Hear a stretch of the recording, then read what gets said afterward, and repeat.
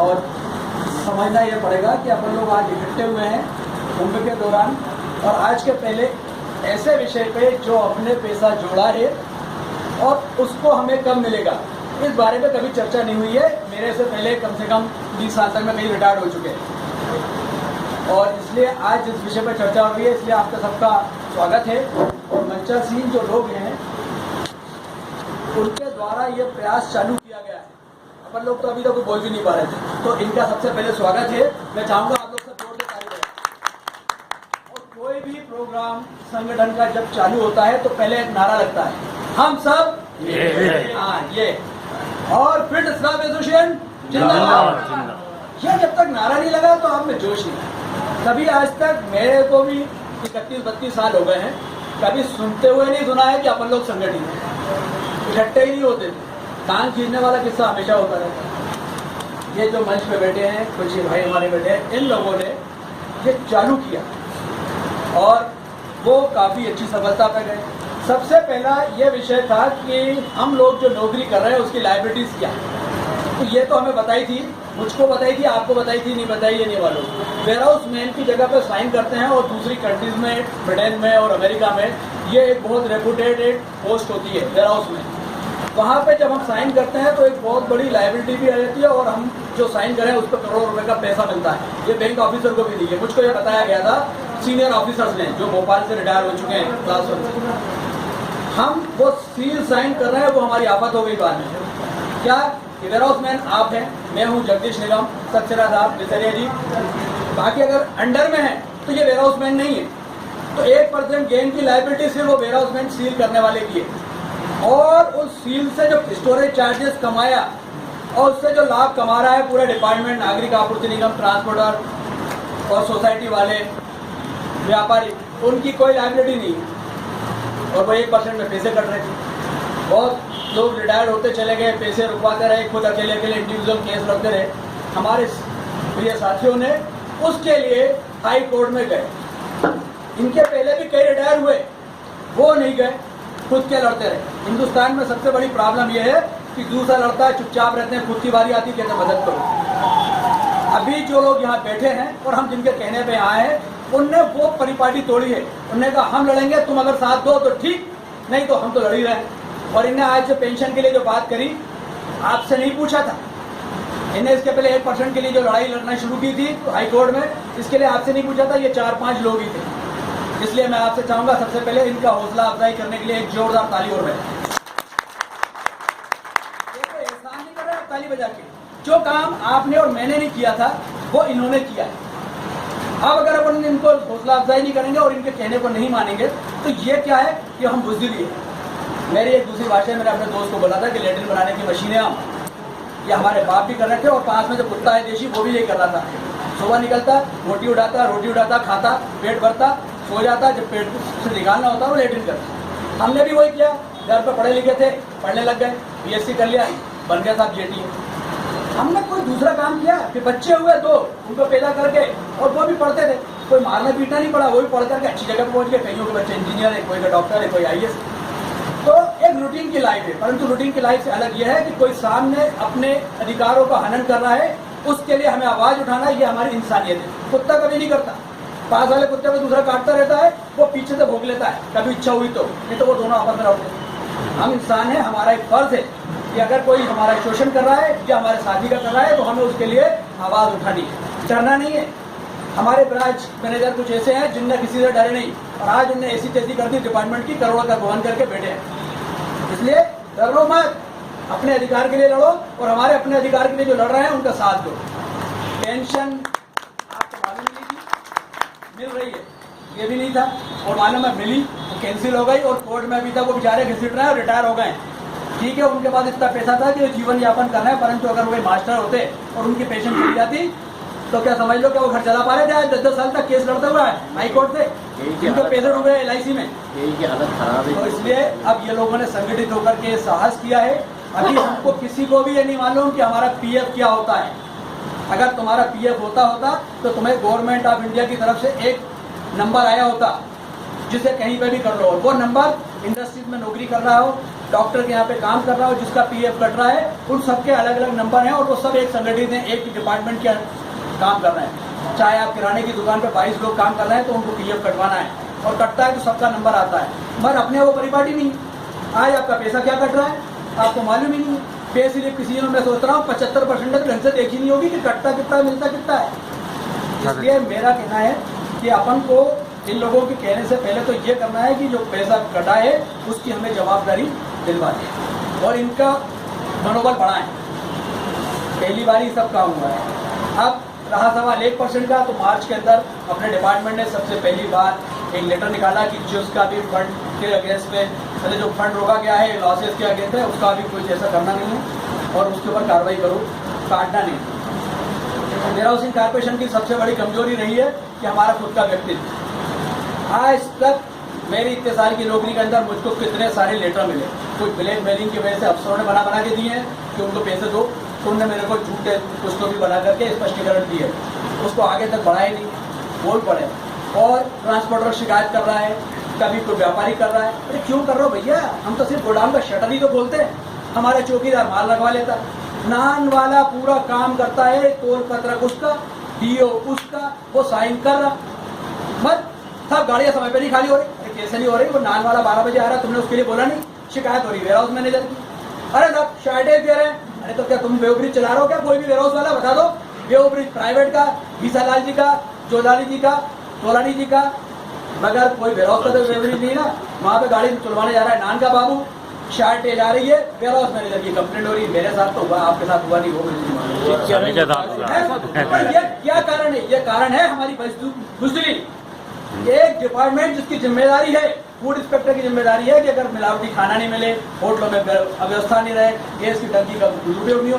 अब आप एक मास्टर से कह रहे हो, वो वहाँ पे खाना खराब मिल रहा है, तुम्हारी शिकायत हो रही, अरे वो मास्टर कहते हैं, ऐसे हम भी वेयर हाउस वाले, हमारा काम है सुबह सूर्योदय के बाद में इमरजेंसी में दरवाजा खोलना, नहीं तो 10:30 बजे खोलना, सूर्यास्त के पहले बंद करना, परंतु हम 6:30 बजे 7 बजे खोलते हैं गोडाउन और रात के 2 बजे बंद करते हैं। ये PSS का गेहूँ ऐसे रखा जाता है कि 40-40 हज़ार, 1-1 लाख 1.5 लाख टन, उसके अंदर घड़ी कोई नहीं देखता, कैलेंडर भी नहीं देखता, सिर्फ ईयर देखता है 1915, 2015, 2016 इतने का गेहूँ जमा हो रहा है।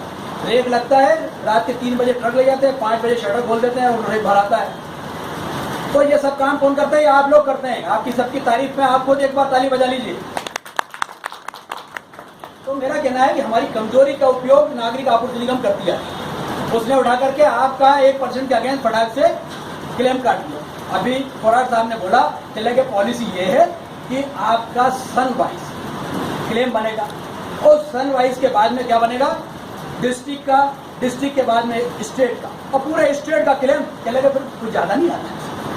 अरे मेरे भाई, नागरिक आपूर्ति निगम हर डिस्ट्रिक्ट में, और डिस्ट्रिक्ट के बाद में हर ब्रांच पे, और ब्रांच के बाद हर गोडाउन पे। मेरे पास 17 गोडाउन थे, उसमें मार्च में मैंने माल रखा, उसके अंदर मेरे पास 200 ग्राम कम आया, 1%, किसी में 300 ग्राम कम आया, दूसरे में मेरे पास 1.25% आ गया, मैंने सब दिया, मेरा मिला के 1% फिर भी बन गया। साहब उसने उठा करके जिसमें 200 ग्राम कमाया उसका क्लेम काट के मेरे बिल में से काट दिया, उसका 300 कमाया उसका काट दिया।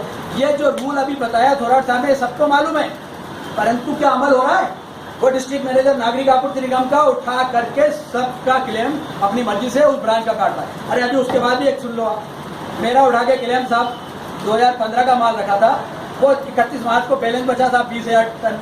अब 20,000 टन के बाद में मार्च में जो माल जमा होता है उसके ऊपर तो कोई बनता ही नहीं गेम, 30 जून के बाद बनना चाहिए। उनने उठा के उसमें भी अगर आधा % गेन और आधा नहीं आया तो उनने उसका भी काट दिया। भैया ये कौन सा रूल है यार, सबसे बड़ी कमजोरी है हमारी।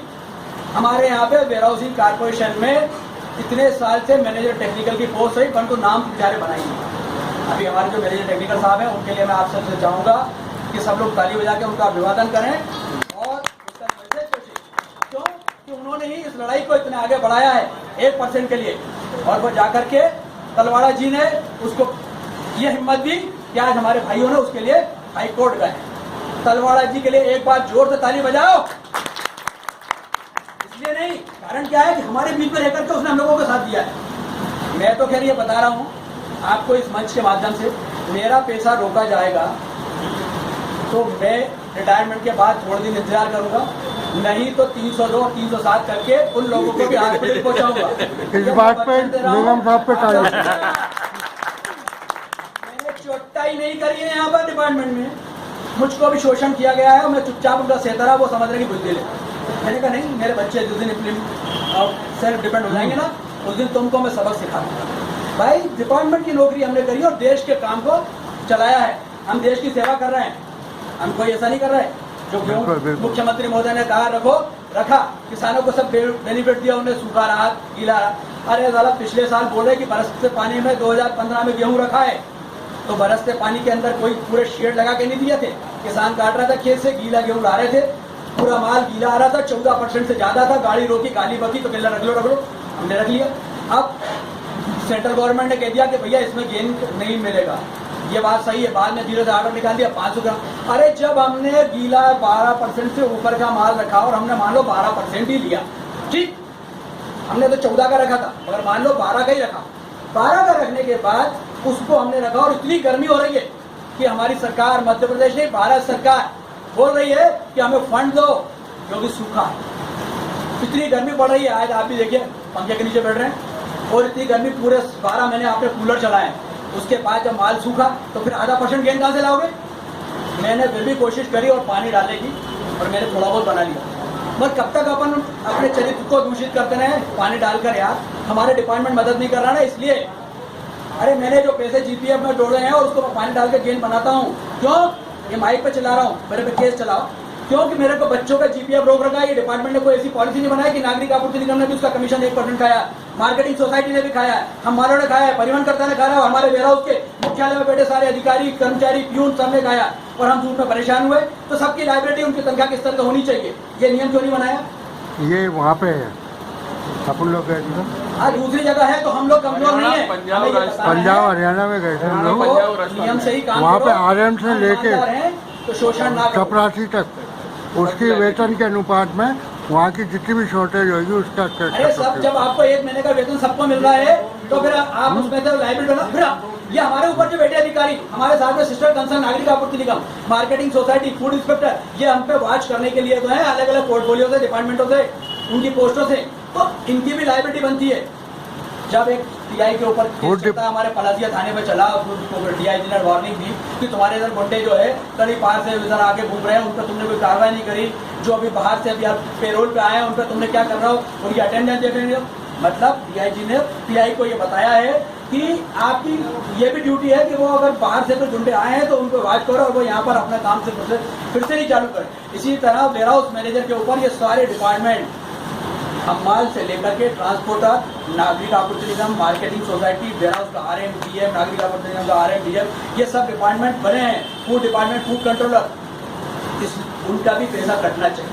अब तो कह रहे हैं मत काटो, तो हमारा क्यों काट रहे हो भाई? हमारा मत काटो। इसलिए आज ये जो प्रयास चल रहे हैं, भगवान से दुआ करो, नहा लिए हैं तो इसमें सफलता मिले, जितना अपना पैसा है वो अपने को बराबर मिल जाए। जरूरी नहीं कि हम झूठे लगाएं कि साहब मकान बनाने के लिए 10 लाख निकालें, 8 लाख निकालें। अरे क्यों निकालें भैया? आज 8 लाख की वैल्यू 6-7 बाद जब रिटायर होंगे तो कुछ रहेगी नहीं, कहाँ रखेंगे? 10% 30% तो 8 लाख के ऊपर 30% इनकम टैक्स काट लेगा। तो इसलिए हम जिस दिन रिटायर हों तो हम उस दिन उसको पैसे को सही उपयोग करेंगे। ये तो झूठे शादी, बच्चे की शादी के नाम से GPF निकाल करके सब अपना खर्च कर लूँ, बाद में कुछ नहीं बचे। और आज जरा से मैं डॉक्टर ले लेता है 4 लाख रुपये, हमारे पांडे जी को जरा से में एसिडिटी हुई और उसने मालूम पड़ा कि साहब 2.5 लाख का बिल बना दिया। तो कभी आपने भी आ सकती है। रहा सवाल पेंशन का सवाल, तो पेंशन के लिए अभी अपन को पूरे डिपार्टमेंट को सिर्फ ये करना है कि अभी जो फैमिली वेलफेयर पेंशन है ये गवर्नमेंट ऑफ इंडिया की तरफ से दी जा रही है। जो काम करने वाले मजदूर है ना, उनके भी है, अपना जो फंड कटा है उससे वो मिलना चाहिए। एक नॉमिनल है, जो अपनी सैलरी के हिसाब से बनेगी वो बेटर तो अभी है ही नहीं। अपन तो अभी वही मांग रहे हैं कि भैया हम नॉमिनल पेंशन दे दो, हम रिटायर हो जाते हैं। उसके लिए इन्होंने जो प्रयास किया है उसके लिए अच्छे CSA और उससे मिल रहे हैं। और मैं चाहूँगा कि आप लोग तो बेचारे इतने क्षणिक जरा से ही आए हैं, ब्रांच मैनेजर अभी तो वो ब्रांच मैनेजर तो उज्जैन इंदौर के हमें लोगों को आना था, वो तो अभी ज़्यादा आए नहीं है। जो ये बीड़ा उठा रहे हैं काम का, वो ही यहाँ पर ज़्यादा दिख रहा है। तो यहाँ कि हम कर क्या रहे हैं, डरपोक हैं कि भैया कि हम आ ही नहीं पा रहे हैं अपनी प्रॉब्लम को सॉल्व कराने। इसलिए आज जाने के बाद अपने दोस्तों को, अपने सहकर्मियों को इतना प्रोत्साहित करो कि भैया जब भी कभी ऐसा मौका है तो जाकर के ज़्यादा से ज़्यादा खड़े हो जाओ और उनका प्रोत्साहवर्धन करो और जो सहयोग चाहिए होते दें। ये लोग भी इतने सक्षम है कि तुम्हारे सहयोग से कोई अपने बच्चों को कश्मीर भी घुमा लो। आज ये लड़ने आए हैं। हमारे से पहले आज तक कितने सारे ऑफिसर रिटायर हो चुके हैं, नाम नहीं लूंगा, कम से कम 400। उनने कभी जब इस मुद्दे पे बात ही नहीं करी, 1% पे भी नहीं करी और पेंशन पे भी नहीं करी है। इसलिए मैं चाहूँगा कि ज़्यादा से ज़्यादा सहयोग करें, हमारी जो प्रॉब्लम है अपने आप को इतना मजबूत करें कि दूसरा डिपार्टमेंट जो है वो हम पे हावी नहीं हो, उसके नाम की भी कंप्लेंट डले, सिर्फ वेयर हाउस मैनेजर इनके नाम की ही कंप्लेंट डलती रहे। स्वागत है, आरिफ साहब आए।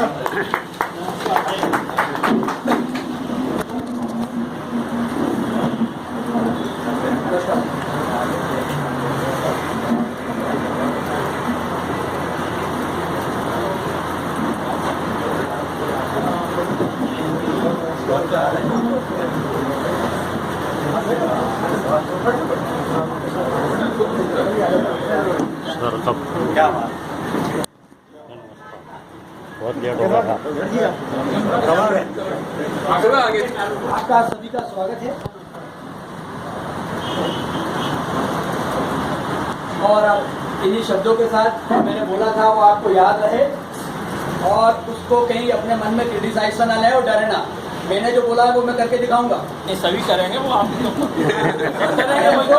ये नहीं सोचना कि भैया एक क्या आपसे क्या करेगा, कोई कुछ नहीं कर रहा। एक क्या केस जिसने गलत किया उसको भी सब ठीक ठाक से बचा एक रहे हैं। केस से पे एक आ जाएगा, चिंता नहीं करो। ठीक है, तो बड़ा ही है अपना। बस ये पेंशन और अपना 1% उसके लिए ये है आंदोलन और उसको सब प्रोत्साहित करें। धन्यवाद, स्वागत है।